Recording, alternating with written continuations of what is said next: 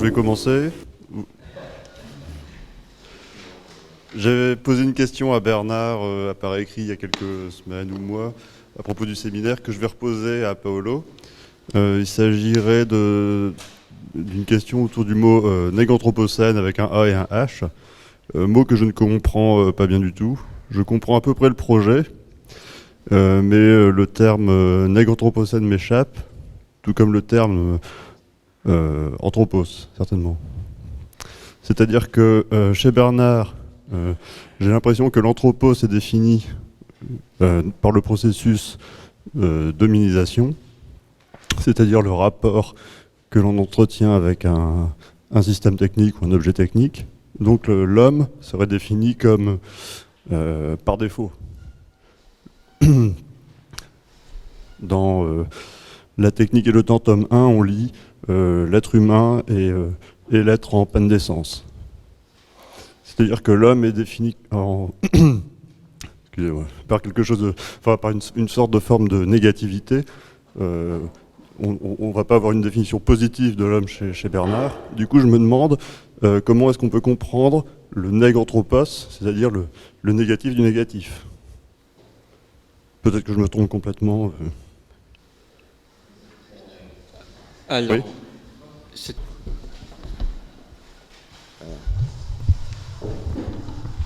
Bon, merci pour cette question. J'essaie de répondre, même si je ne sais pas si on peut répondre vraiment à cette question, si je peux répondre.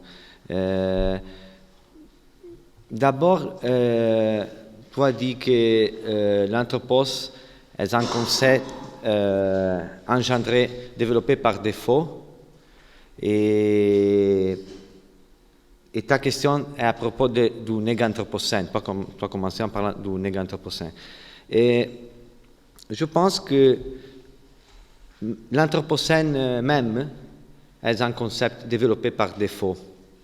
C'est-à-dire qu'il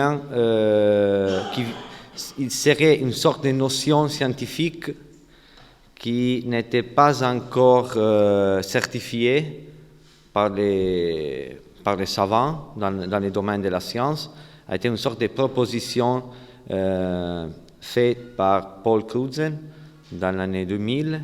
Après, il y a des groupes de recherche, des groupes de travail sur cette notion, mais que ce n'est pas vraiment une notion précisément parce que la science n'a pas encore validé l'anthropocène. Mais nous pouvons voir que dès que Paul Crutzen a appelé notre condition terrestre aujourd'hui comme l'époque, comme l'ère de l'anthropocène en tant qu'ère géologique, dans les domaines des sciences humaines, il a commencé à se développer un discours et un grand débat à propos de cette notion qui n'est pas encore une notion, mais qui est devenue précisément un concept. Elle est devenue un concept parce que concerne pas seulement la géologie, qui serait les domaines de l'anthropocène, mais concerne l'homme et la vie de l'homme sur la Terre. Donc, c'est quasi notion d'anthropocène est passée au domaine des sciences sociales, de l'anthropologie, de la sociologie, de la philosophie, et a commencé à développer un gros discours et un gros débat autour d'elle-même. Il est devenu un concept précisément pour ces raisons-là, précisément parce que l'anthropocène est d'abord une expression orale qui a été faite par Paul Crutzen et qui, comme ça est devenu une sorte d'événement. Cet événement a produit les discours sur l'anthropocène lui-même. Et ce discours-là, d'abord, s'est multiplié le nom même d'Anthropocène est changé, est devenu Capitalocène. Si on pense à Jason W. Moore, il est devenu, Bernard parle de Anthropocène avec un O. On a parlé de plusieurs possibilités de changer les noms.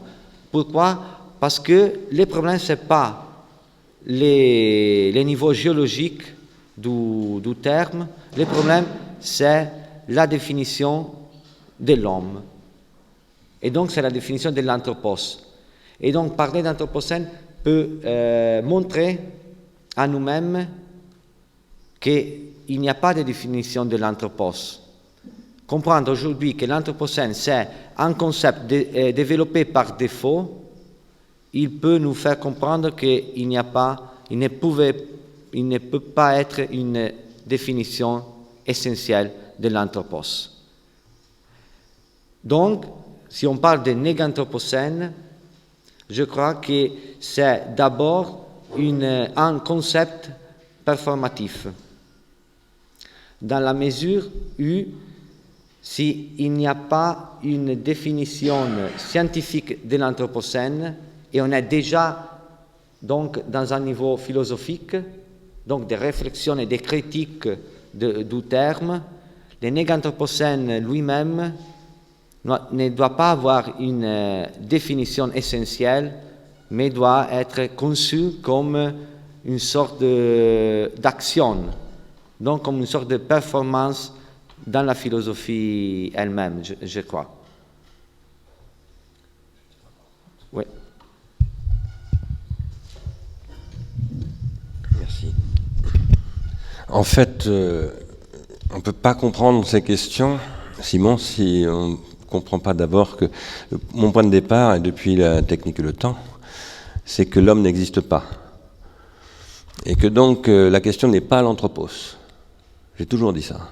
Je l'ai rappelé récemment en citant Jean Jaurès, qui a écrit la première phrase du journal L'Humanité, la première édition du journal L'Humanité, c'est « l'humanité n'existe pas ». Ça commence comme ça. Et je pense qu'il faut...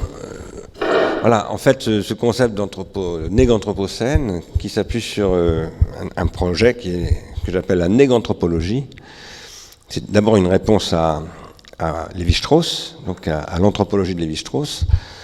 C'est une réponse à ce que j'appelle le point de vue du dernier homme, au sens nietzschéen, qu'est Lévi-Strauss, c'est-à-dire déçu du nihilisme humain.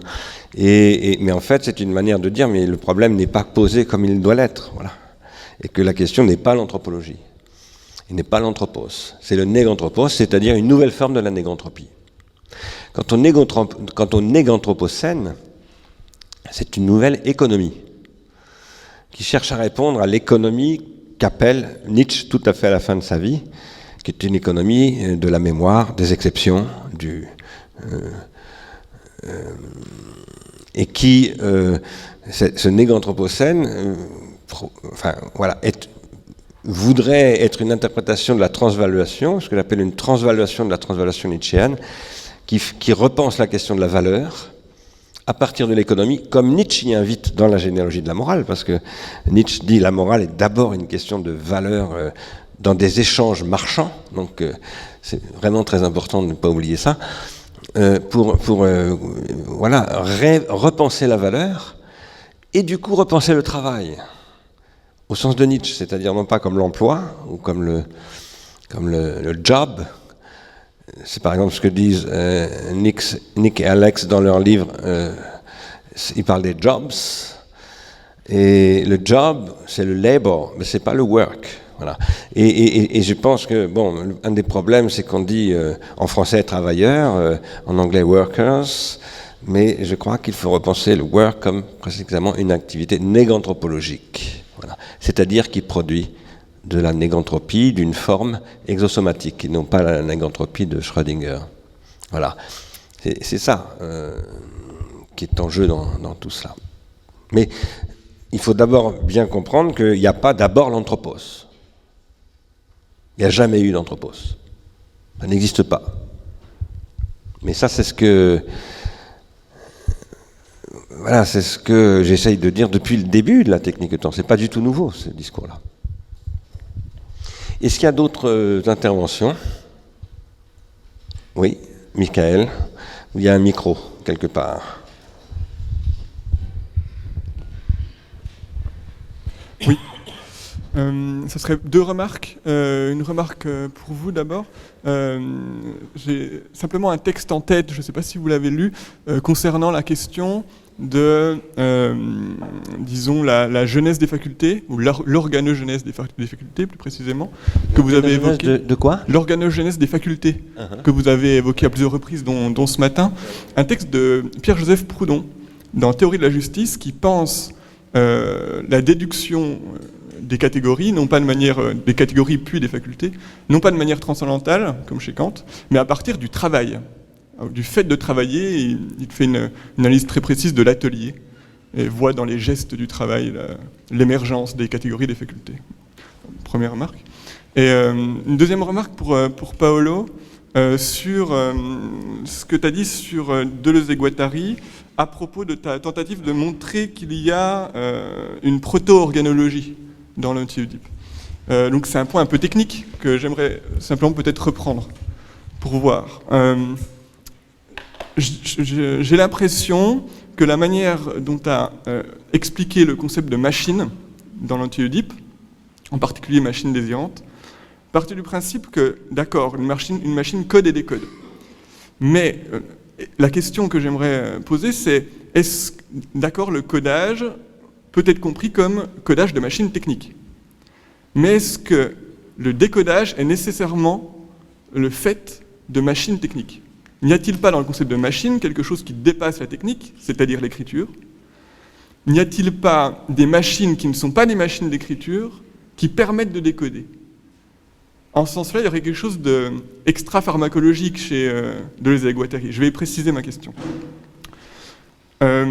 Si Deleuze et Guattari, entre l'anti-Oedipe et Mille Plateau, sont passés de la machine désirante à l'agencement, c'est pour pouvoir, à mon sens, penser la possibilité d'un décodage qui ne soit pas un décodage fini.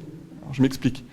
Dans l'anti-Oedipe, la machine du capitalisme, ce qu'ils appellent l'axiomatique, consiste à libérer les flux, mais, et c'est là toute sa perversion, disons, sa mauvaise perversion, c'est que cette libération des flux va avec une forme de surcodage qui serait la logique binaire, en général, ce qu'ils reprennent au début de Mille Plateau.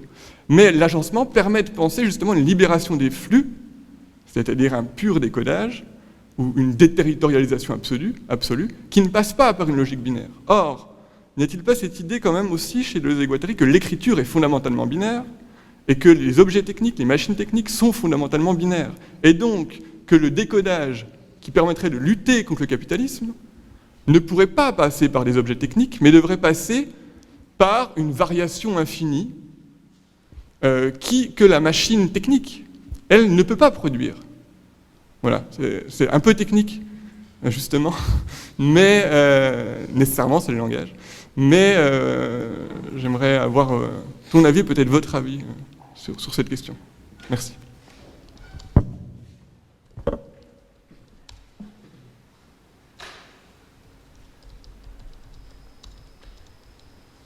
Je vais répondre.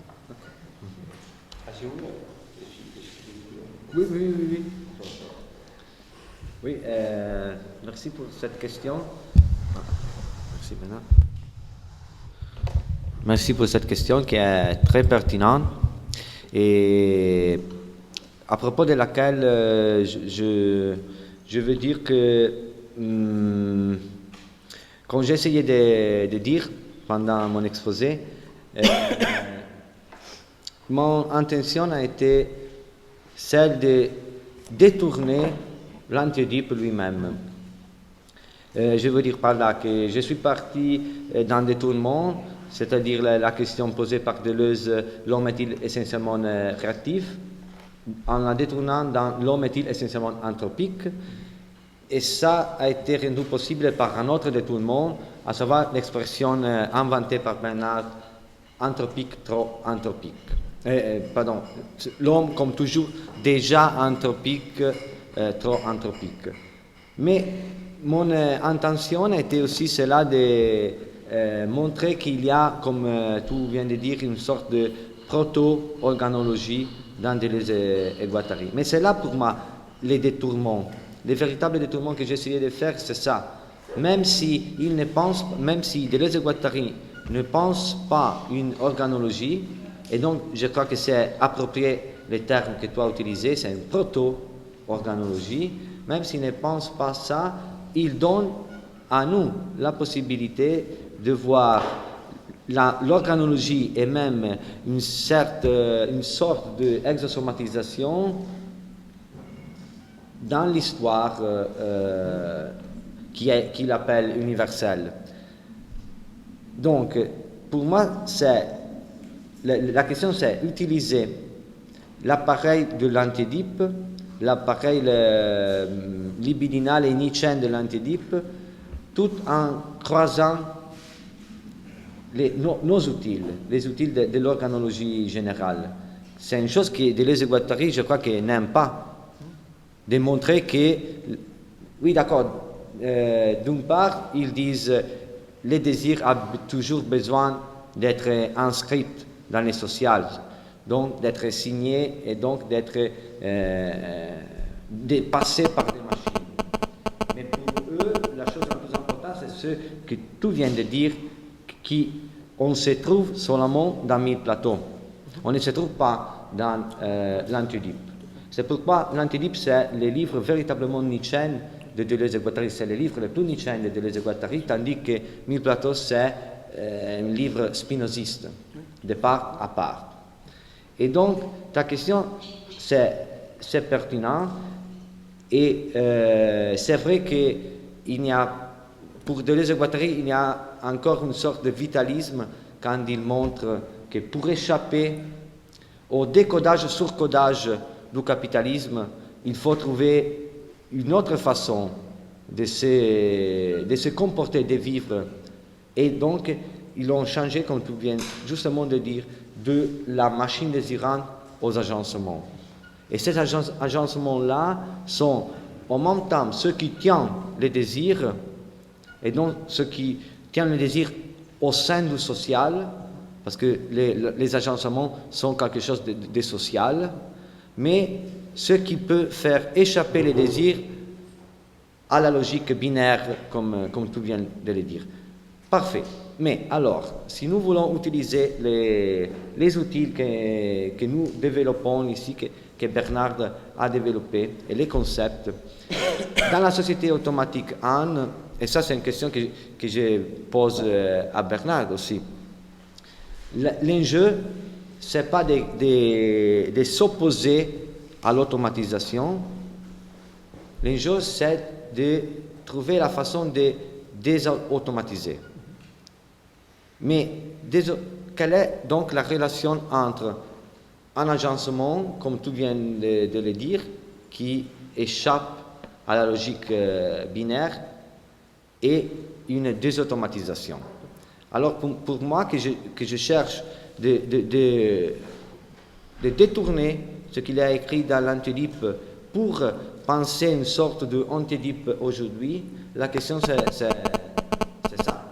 Comment désautomatiser, et quelle est la relation entre l'agencement et la désautomatisation? Parce que Deleuze et Guattari, quand il parle d'agencement, d'accord, c'est une façon d'échapper à la logique binaire, mais au-dedans de la logique binaire. C'est-à-dire, ils ne parlent pas de gens qui habitent dans un monde sans la technique, dans un monde sans les numériques, dans un monde sans les technologies du capitalisme.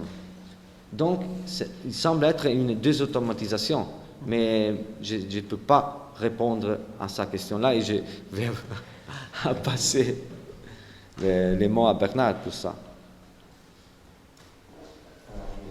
Et le microphone aussi. Merci. Merci pour la référence à Proudhon d'abord, que je n'avais pas lu, donc je vais aller voir ça évidemment. Très très intéressant. Pour enchaîner donc sur ce que vient de dire Paolo et la question qu'il m'adresse par la même occasion, Effectivement, la question, c'est de désautomatiser avec les automates. Pas du tout en s'extrayant des automates, mais au contraire, en utilisant les automates.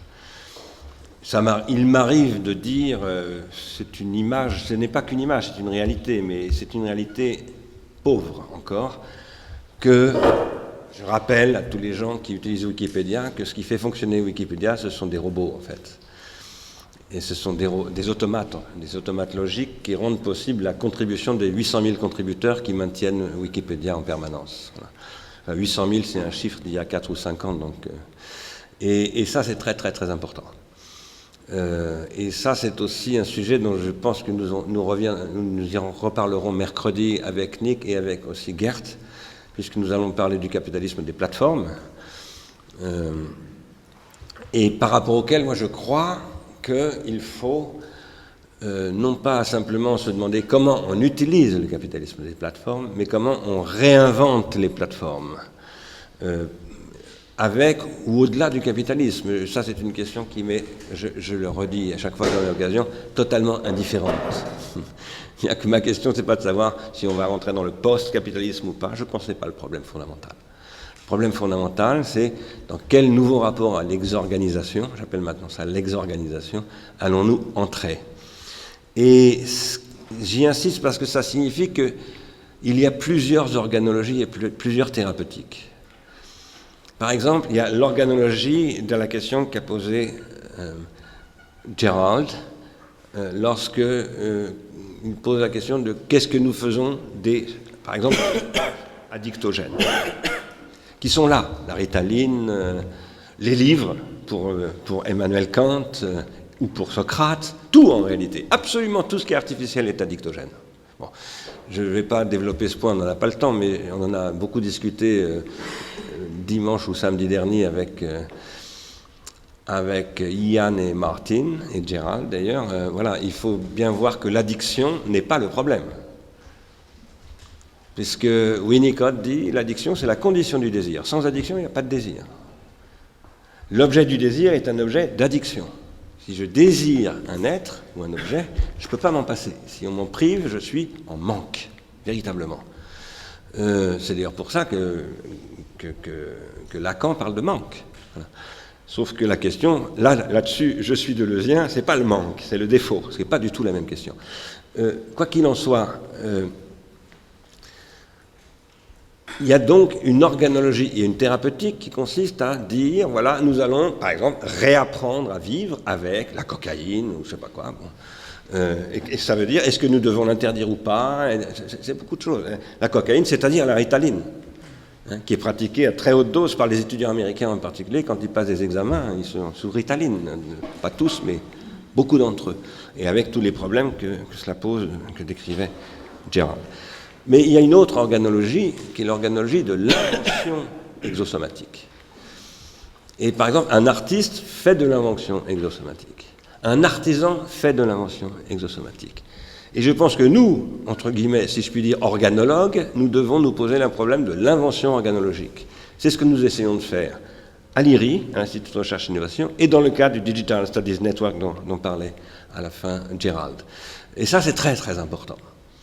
C'est-à-dire que la question n'est pas seulement de se réapproprier la technologie, l'organologie du capitalisme, des plateformes, mais il est d'inventer d'autres plateformes, des plateformes négantropiques. C'est pour ça que l'année dernière, nous avons terminé l'année à l'IRI avec ce programme, ce projet d'ouvrir un débat avec Tim Berners-Lee, le W3C, etc., sur le web négantropique. Et nous pensons l'organologie, c'est d'abord l'étude des organes. Et de l'agencement entre les organes, mais d'abord des organes eux-mêmes. Celle que pratique Léonard de Vinci pour produire d'ailleurs ce que Ernst Cassirer décrivait comme une technique, j'arrive plus à trouver le nom qu'il donne, parce qu'il dit qu'il y a deux types de techniques, Ernst Cassirer. Il y a des techniques qui prolongent en fait les techniques animales en les transformant exosomatiquement, typiquement l'avion de Léonard de Vinci. Typique, c'est extraordinaire. Il faut lisez les cahiers de Léonard de Vinci là-dessus, c'est incroyable. Il analyse vraiment ce que c'est que l'aile d'un oiseau, etc. Et à partir de là, il produit un avion, il dessine un avion, il le conçoit vraiment. Il ne fait pas que le dessiner, parce qu'il fait des calculs et tout ça, c'est un scientifique. Et puis il y a d'autres organogenèses, dit cassireurs, qui, elles, produisent des choses qui ne sont pas dans le vivant, qui ne copient absolument rien du tout, voilà, qui créent de nouvelles fonctions, véritablement. Je pense que nous avons à pratiquer une organologie de ce type-là, et cette organologie-là, eh bien, elle renoue avec des questions que Leibniz posait, par exemple. Leibniz, c'est un organologue. Alors lui, il dit, je fais des mathématiques, mais c'est des mathématiques qui passent par une extériorisation qui n'est pas sans rapport avec ce que je disais de Wiener, par exemple, tout à l'heure, dans ce que j'évoquais de Wiener. Il y a un dernier point que je voulais dire par rapport à tout cela, enfin 2 points, très vite. Nous sommes, je crois, dans une mutation organologique et exosomatique. Nous entrons dans un nouvel âge de l'exorganogenèse.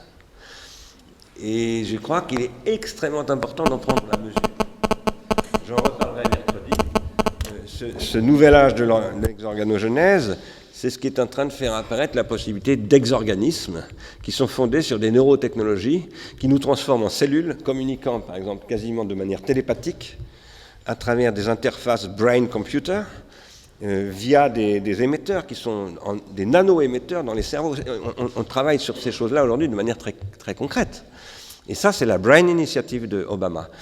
Et il faut bien se rendre compte qu'il y a une transformation organologique et organique de l'être humain qui est en train de nous faire entrer dans une nouvelle exorganogenèse.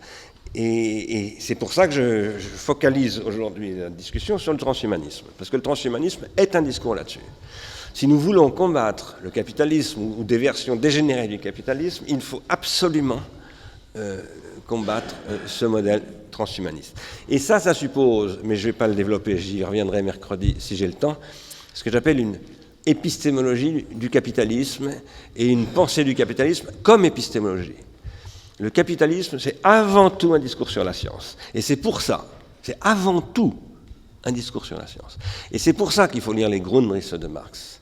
Parce que c'est ça l'enjeu du fameux fragment sur les machines dont on reparlera sûrement d'ici à la fin. Est-ce qu'il y a d'autres... Oui, Christian et Jean-Claude. Je propose qu'on prenne 2... Oui, si vous pouvez leur faire passer. On prenne les 2 questions, parce qu'on doit s'arrêter dans 10 minutes, normalement. C'est bon, ça marche.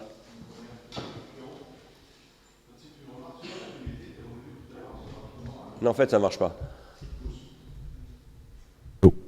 Une première question sur Épiméthée, une remarque sur laquelle tu es revenu un peu à la fin de ton intervention, en rappelant que c'est celui qui apprend de ses erreurs, qui apprend après coup.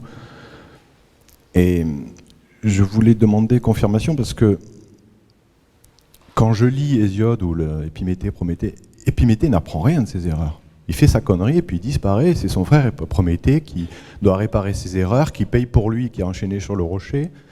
Je me demandais jusqu'à quel point on peut mettre en avant la figure comme ça de l'idiot, de celui qui apprend après coup, dans la mesure où dans la fable ou dans les mythes, Épiméthée, il n'apprend rien. Et je suis sûr que s'il revenait, il referait la même gaffe. Donc je voulais savoir jusqu'à quel point cette figure de... Comme il y a une division du travail, un peu dans la présentation du mythe, il y a une division des fonctions, Épiméthée, Prométhée, etc. Mais la figure elle-même d'Épiméthée, elle n'est pas du tout suffisante. C'est toujours le défaut qu'il faut, parce que s'il n'y avait pas ça, il n'y aurait pas... il n'y aurait pas le feu, la technique, etc. Mais si on s'en tient à Épiméthée, à la figure seule d'Épiméthée, il va refaire la gaffe à chaque fois, quoi. Donc, je voulais savoir jusqu'à quel point on peut maintenir le discours de la figure d'Épiméthée, celui qui apprend après coup, parce que quand je lis les fables, il n'apprend rien du tout. Enfin, en tout cas, on ne le voit pas, il disparaît une fois qu'il a fait sa gaffe. C'est juste une remarque là-dessus. Vas-y, Jean. Mais le plus vite possible, une sorte de prolongation de quelque chose que tu as évoqué, et puis déboucher sur quelque chose qui n'a pas été évoqué. Tu as parlé du fait que le ciel américain va être accessible aux drones, donc la FAA, l'administration de l'aéronautique américaine, va donner l'accès aux drones. L'accès à quoi, j'ai pas entendu. Aux drones. Cet accès qui est donné par la FAA est aussi le résultat d'un lobbying très intense de l'industrie de l'assurance, qui a vraiment milité de façon à pouvoir établir toute une série de constats et toute une série de relevés de manière automatique, non supervisée par des humains, par des drones. Tout comme l'industrie de l'assurance américaine milite beaucoup pour l'avènement de l'Internet des objets, dont on n'a pas parlé, et qui, à mon avis, n'est pas tout à fait disjoint de ce dont on parle ici. Alors je crois que ça pose un certain nombre de questions. On peut voir l'industrie de l'assurance comme une industrie de la protection de l'exception par la moyenne. C'est une manière dont on peut le voir, en tout cas historiquement. Et un sentiment, cette approche que l'industrie de l'assurance a pour l'instant, c'est de créer un nombre de plus en plus élevé de moyennes, donc de petites cellules, et donc un nombre de plus en plus élevé d'exceptions et donc d'exclusions. Une autre question que ça pose, à mon avis, c'est la question du contrat.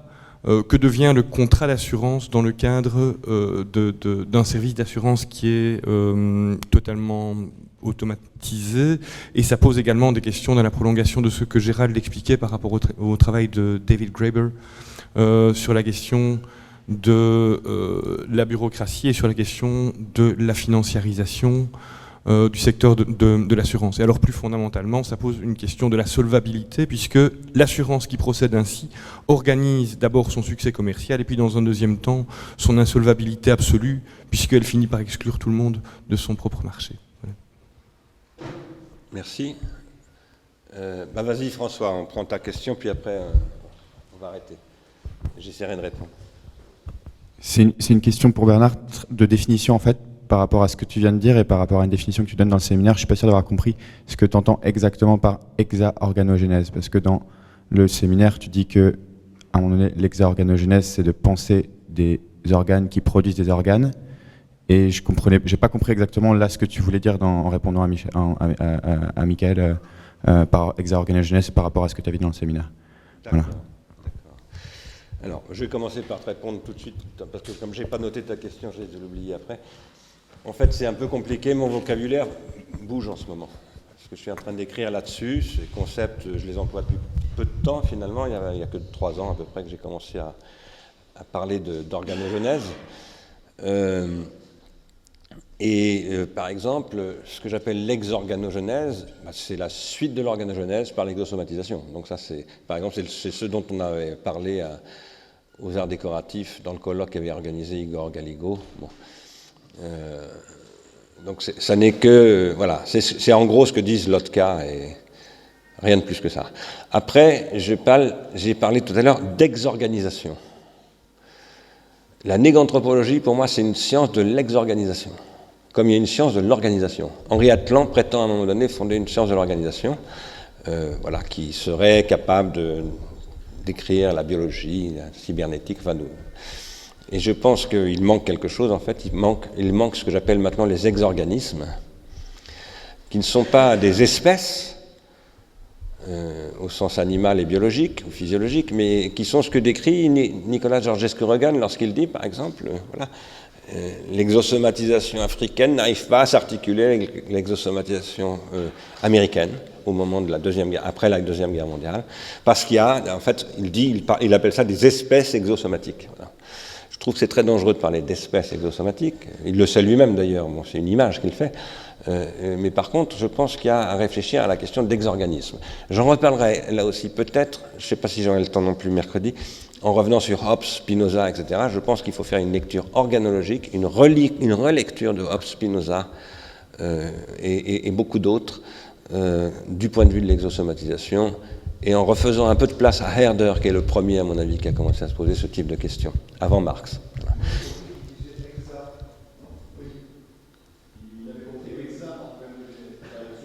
Ah non, je n'ai pas parlé d'exa-organogenèse, non. Non, exorganologie. Ah, pendant le séminaire? Non, je ne crois pas. Exa-organologie? Je ne me souviens pas avoir parlé de ça. Mais ça serait intéressant qu'on y revienne. Maintenant, nous sommes, je crois, en train de vivre l'apparition de possibilités j'ai parlé de ça à Nijmegen, ça a choqué beaucoup, à commencer par Dan Ross, qui a traduit le texte du français à l'anglais. Ça a choqué même Pieter Lemons. Ça a choqué parce que j'ai dit peut-être que nous sommes en train d'entrer dans une nouvelle forme d'individuation, qui n'est plus l'individuation psychique et collective, mais une individuation d'un exorganisme. Exorganisme au sens où, je crois que c'est l'enjeu du Gestell, où justement les organismes noétiques que nous sommes, totalement dénoétisés, deviendraient en fait des pucerons, ce que j'appelle des pucerons, des fourmis noétiques que resterait l'oligarchie transhumaniste, qui se reproduirait immortellement, etc. C'est un modèle que Wiener envisage d'ailleurs un petit peu dans je sais plus, Cybernétique et Société, et dont il dit qu'il n'est pas envisageable.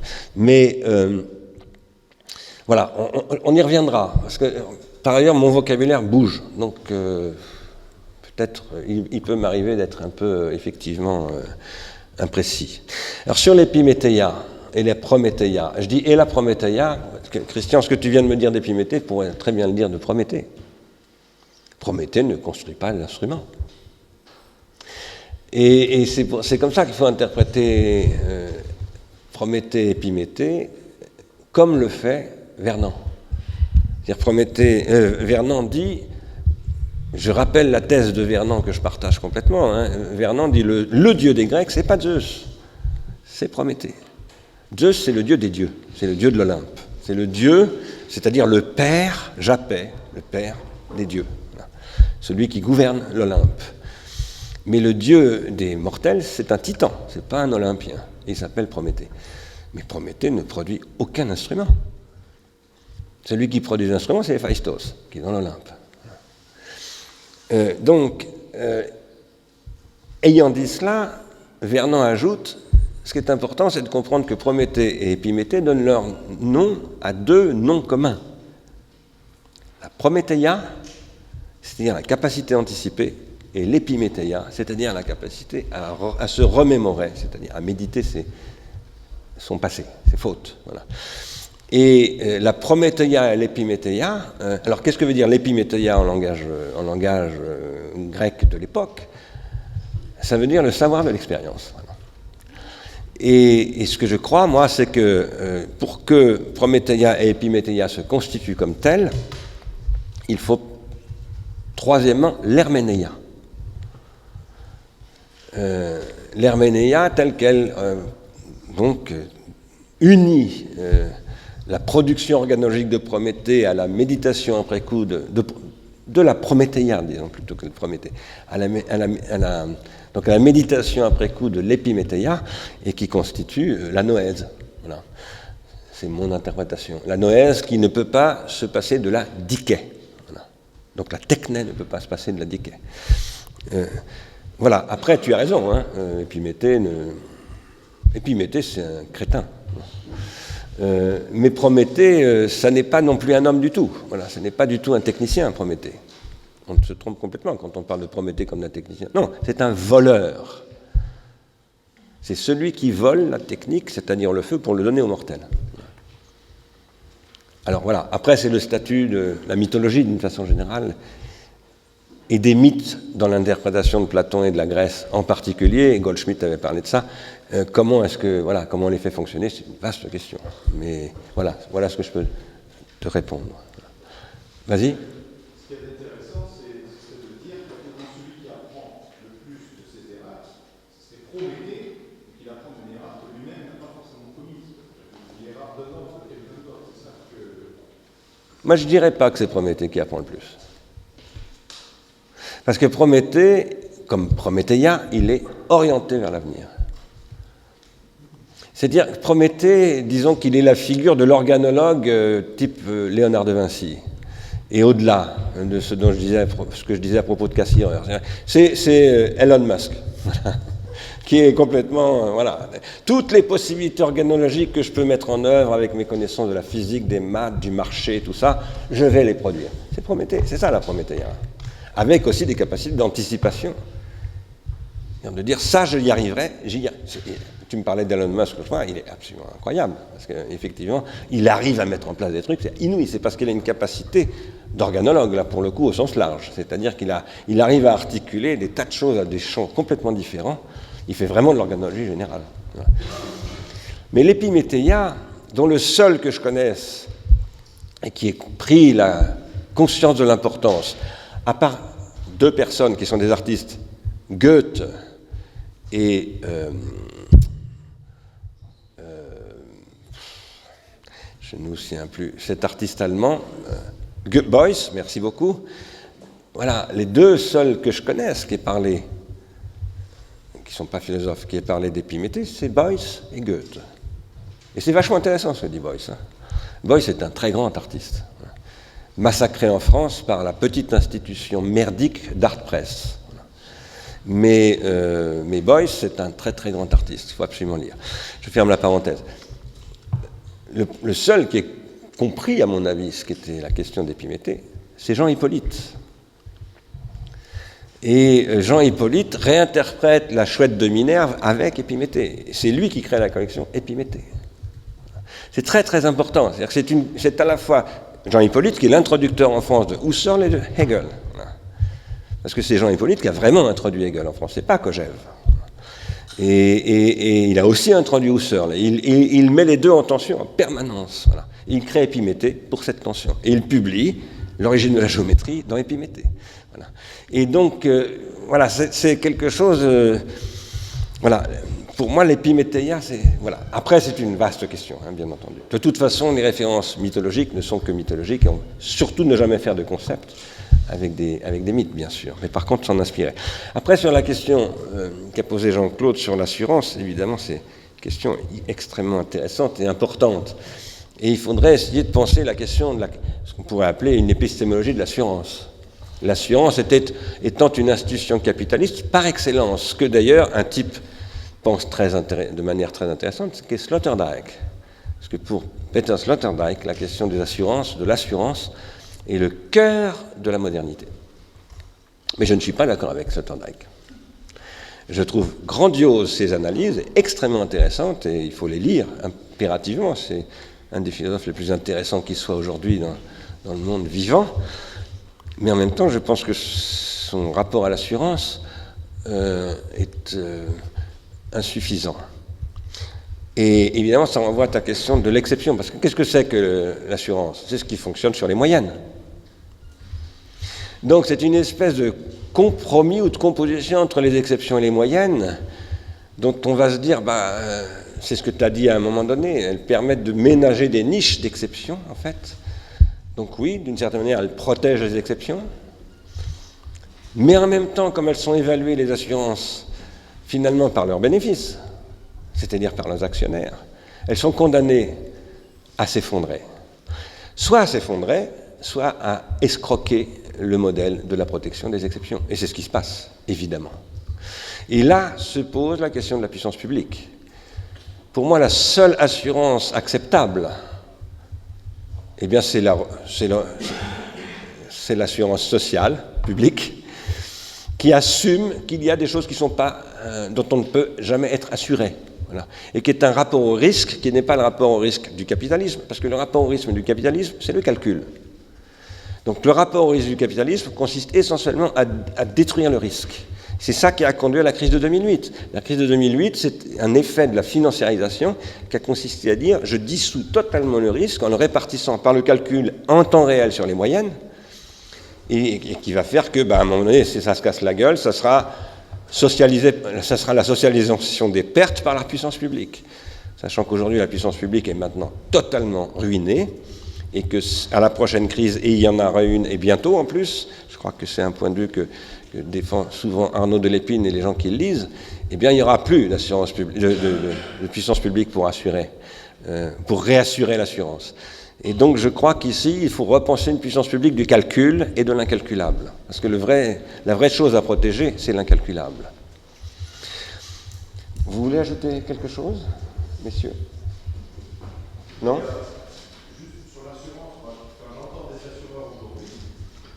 Notamment au travers des données produites par les IoT, des objets collectés dans les voitures, le discours qu'ils ont, c'est sortir d'une logique de moyenne et avoir une assurance individualisée, personnalisée, à partir des comportements du conducteur, de sortir précisément de cette logique assurantielle de masse. Alors je ne sais pas si c'est un discours qui est fallacieux, mais dans le discours des assureurs aujourd'hui, quand ils vont vers les IoT, c'est pour sortir de cette logique de masse qui n'est corrélé à la marge que par des malus et des bonus. Oui, bien sûr, mais ils vont sortir de la moyenne massive, la moyenne de masse, si je puis dire, pour réintroduire la moyenne dans ton propre comportement. Ils vont te moyenner, toi, ton profil, et ensuite ils vont calculer la solvabilité du moyen-âge de ton profil en fonction du moyen-âge des autres profils, et ils vont remoyenner l'ensemble.